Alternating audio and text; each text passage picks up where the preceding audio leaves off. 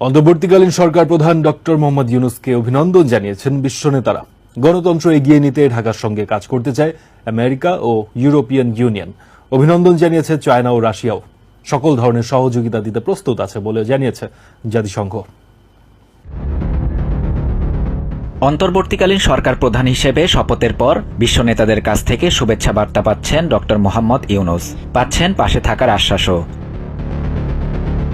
এরই মধ্যে অন্তর্বর্তী সরকারকে স্বাগত জানিয়েছে আমেরিকা। স্টেট ডিপার্টমেন্টের মুখপাত্র ম্যাথিউ মিলার জানিয়েছেন, গণতন্ত্র এগিয়ে নিতে একসঙ্গে কাজ করতে আগ্রহী ওয়াশিংটন। সাম্প্রতিক সহিংসতা বন্ধে ডক্টর ইউনূসের আহ্বানকে স্বাগত জানিয়েছেন মিলার।